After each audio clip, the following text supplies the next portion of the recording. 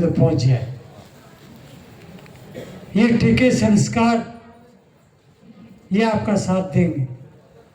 Park सिद्धांत के बिना कोई जगत से बाहर हो ही नहीं सकता, न पहले हुआ। ये ध्यान से सुन लो, लिपापोती आगे पीछे किसी की महिमा गाकर हम शब्दों में कोई दम नहीं। ये तो सभी अपने को सदगुरु कहते हैं। कहीं भी आप जाइए और यहाँ क्या भीड़ है पारकी संतों, यही महात्मा यही भगत इलाहाबाद पहुंच जाते, इलाहाबाद वाले महात्मा भगत बुरहानपुर चले आते, कहीं और कुछ ज्यादा प्रोग्राम हो, यही यही जितने बैठे आज या कल वहां। पारक सिद्धांत में भीड़ का है। और ये भी गांठ बांध लो, सत्य के पास भीड़ का जन्म नहीं हो सकता। अगर आप भीड़ चाहते हो तो झूठ बोलना शुरू करो, अभी से शुरू करो। ये तो पहले ही हो गए। और जितना बड़ा झूठ उतनी बड़ी भीड़, इसमें कोई संदेह नहीं।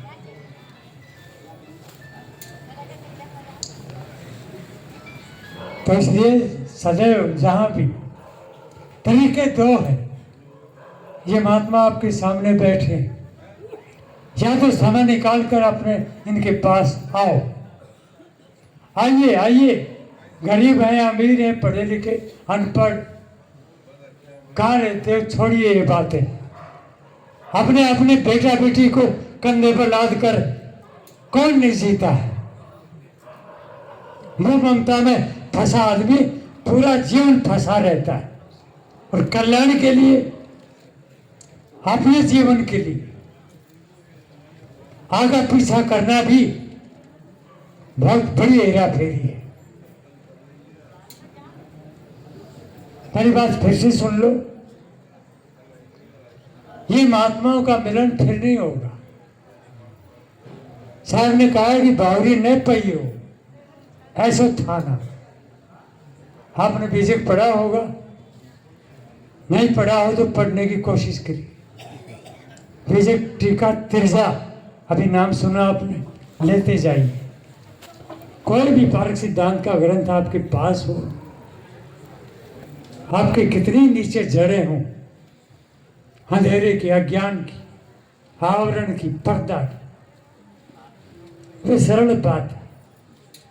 अब जीवन अपना है। एक संत वचना अमृत, मैं उसको कई बार पढ़ा, इतनी अच्छी अच्छी बातें, क्या बात है, मजा आ जाता है। एक चार बातें उनकी सुनो, फिर बात पूरी कर देता। कौन सी पुस्तक है? संत वचनामृत, बहुत छोटी सी पुस्तक। साहब का नाम तो इसमें नहीं दिया है, लेकिन जो बात कही है वे बड़े काम की। पहली बात, अपना ही खाना है तो दीनता कैसी, क्या बात कही। बाजू में बल है, समझ हमारे साथ है। अभी कोई ज्यादा तन बदन कमजोर भी नहीं, तो हमें किसी के आगे हाथ फैलाने की क्या जरूरत है। सबसे पर जरा ध्यान देना, अपना ही खाना हो तो दीनता कैसी। किस बात के लिए मांग? घर गृहस्थ में रहना पाप नहीं है, सभी त्याग भरा जीवन नहीं जी पाते।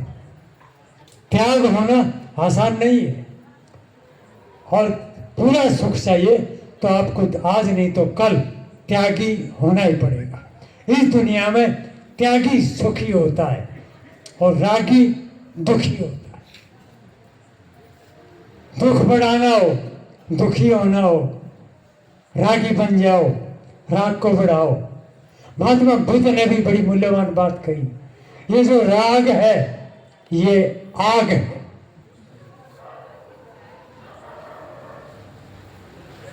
उनकी पाली भाषा में ये नथी राग समोअग्नि ऐसे दिया है। द्वेष समय गहो, द्वेष से बढ़कर दूसरा कोई ग्रह नहीं।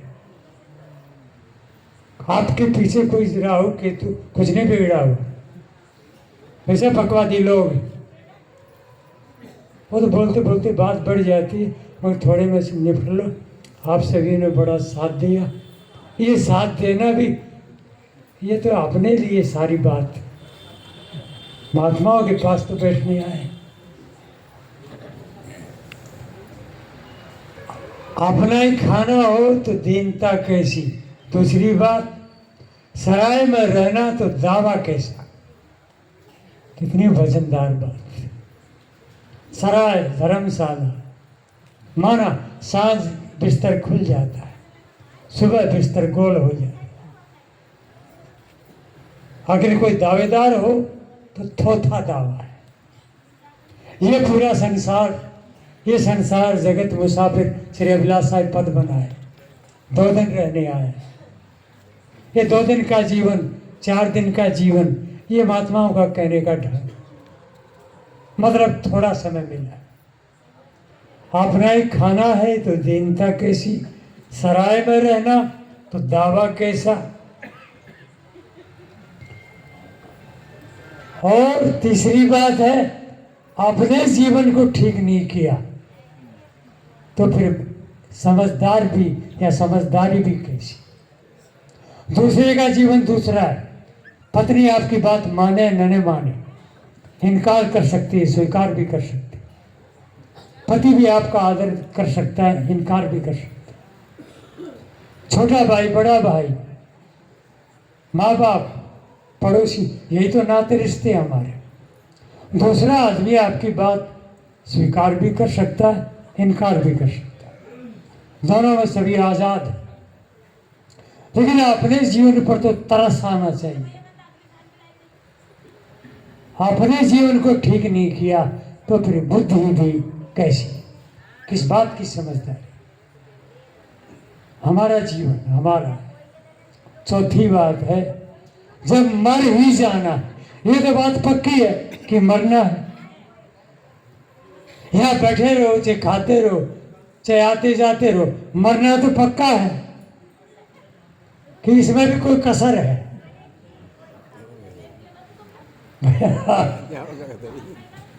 भाई आज नहीं तो कल पक्का। कितनी बढ़िया बात कही। जब मर ही जाना है तो फिर चिंता करने की भी क्या जरूरत। हर आदमी चिंतित है। हम मरने के बाद तो फिर खेल ही खत्म, फिर बचा भी क्या। अब मौत का ये भी पक्का पता नहीं, शायद आज ही नंबर आ जाए। हर आदमी मौत के नाम से बच बच के निकलता। अस्पताल में पहुंचे लोग, वो देख रहा है कि इसकी अर्थी उठ गई, नहीं ये गया, मेरा नंबर तेरा दूसरा, मैं बच के निकला। इन महलों में, इन आवासों में 4 दिनों का डेरा। आज अर्थ है, कल है अर्थी। क्या मेरा, क्या तेरा। माता पिता, परिवार, कुटुंबी, इष्ट मित्र, संगी साथी आज संग है, कल न जाने किसका कहाँ बसेरा है। इसलिए सोच समझकर संत महात्माओं की शरण ग्रहण हो, गुरु की शरण पकड़े। हाँ, संस्कार नहीं मिले दूसरे को खोजिए, जिसके जहाँ आपका तालमेल बैठ जाए। यूँ तो हौड़ सी लगी है, हौड़ कैसी लगी है।